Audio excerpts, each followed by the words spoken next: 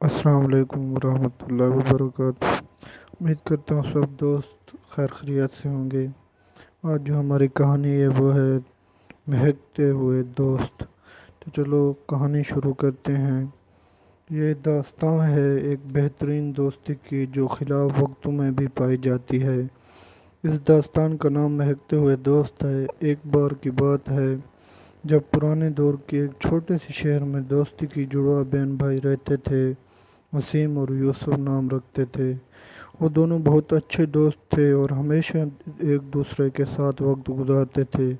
جہاں بھی نسیم جاتی یوسف بھی وہیں ہوتا اور جہاں بھی یوسف جاتا نسیم بھی وہیں ہوتی۔ ایک بار دوستی کے 10 سال ہونے کے موقع پر نسیم نے یوسف کو ایک خاص تحفہ دینے کا فیصلہ کیا۔ وہ دونوں مل کر پہاڑوں کی چٹانوں کی جانب چلتے ہیں۔ راستے میں ایک قدرتی منظر نسیم کو دکھائی دیتی ہے۔ یوسف نسیم کے ہاتھوں میں ہاتھ پکڑتے ہوئے کہتی ہے، تم یہ دیکھو، یہاں کا منظر بہت خوبصورت ہے۔ یوسف نے نسیم کی طرف دیکھا اور چہرے پر مسکان لایا۔ اس نے کہا، واقعی یہاں کا منظر بہت دلکش ہے، یہ ہماری دوستی کی مثال ہے۔ نسیم اور یوسف نے راستے پر چلتے چلتے ایک عجیب سا درخت دیکھا۔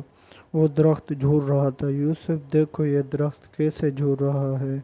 نسیم نے حیرت سے کہا۔ یوسف نے مشت میں دستانہ لیا اور کہا، نسیم، یہ درخت اپنی مضبوط جڑوں کی وجہ سے اس قدر ہمیشگی کے طور پر جھول رہا ہے۔ یہ ہماری دوستی کی مثال ہے۔